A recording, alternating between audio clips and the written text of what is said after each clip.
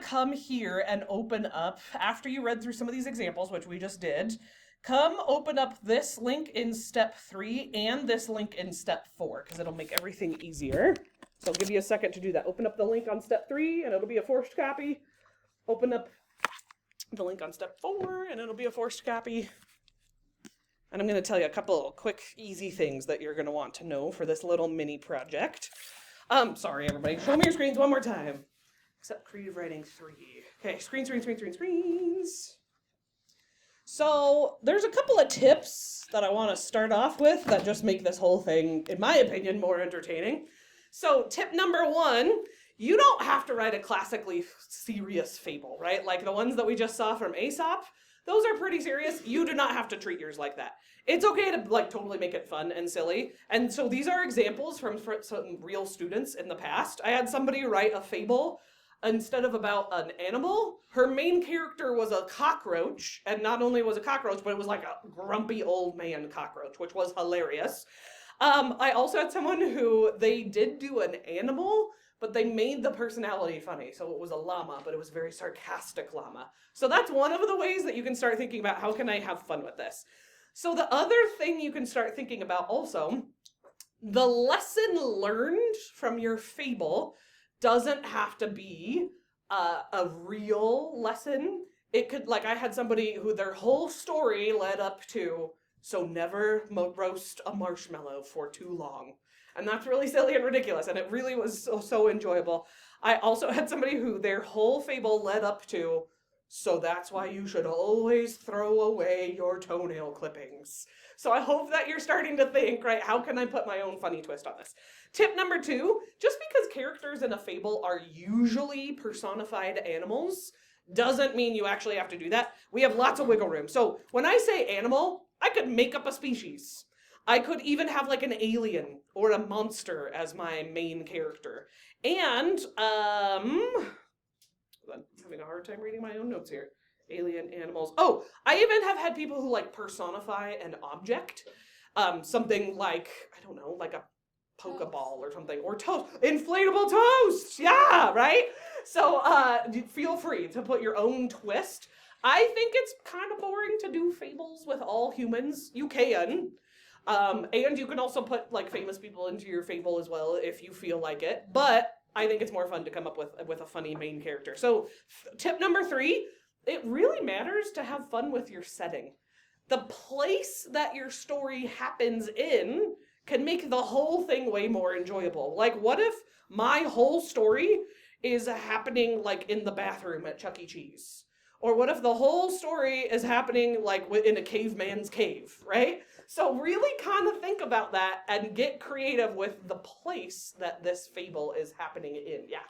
Last year I did about socks in a sock drawer. Socks in a sock drawer. So creative. Love that. Thank you for sharing it. Okay, so the brainstorm is really easy. Just like always, you'll get a quick grade, but I just want to show you really fast. Number 1, do not write complete sentences on any of this. I don't want you writing that much. Like 1 or 2 words is all we're looking for on this brainstorm, okay? So on this part, it says, describe your characters. I recommend weird and silly, like socks in a sock drawer, right? Your story should have at least 2 characters, because you need a main character, and then you probably need someone who's causing all the problems, or a thing, right?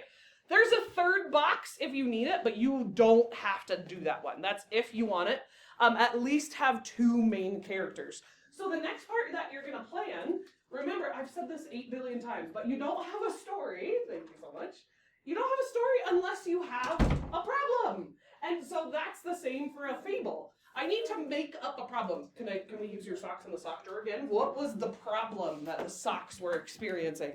I think they got mixed up, like mismatched. Oh no, they're mismatched socks.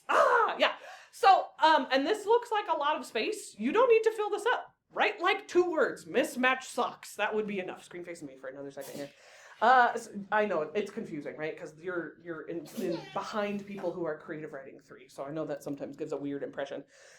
Tell me what the solution to the problem will be. Again, don't write complete sentences. And then, again, this is not where you're writing your story. You're just planning out your story. So you're going to start with, how is my story going to start? Maybe I'm going to start with the problem. Maybe I'm going to start with the character, Eden. Maybe I'm going to start with the where. But tell me how you're going to start. how is it going to get kind of crazy, and how will it end? Okay, this is the last part that's really important because, again, it's the whole point of a fable. What's the lesson it's teaching? Can we go back to your socks? What was the moral of the socks, Cecilia?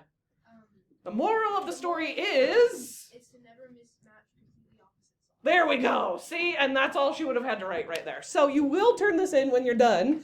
And like I told you, once you're done with the brainstorm, step 4, I want to talk about just really fast. So keep those screens facing me for just one more second. Step 4, you maybe will write just a tiny bit of your story today. And then we'll finish it tomorrow. So it's sort of almost like reflections, but a totally different focus. So same kind of grading, though, that you are going to do size 12. It's already automatically double-spaced. Notice how I gave you a place for your title. You can leave this picture, and if you do, it means you don't have to write as much. So I would leave that picture. I copied it from like the Aesop ones that you saw. This is where you start writing, but you erase the instructions after you've written a couple of sentences. And you also are allowed, just like the Aesop examples that you just looked through on step 1, you can include one small picture.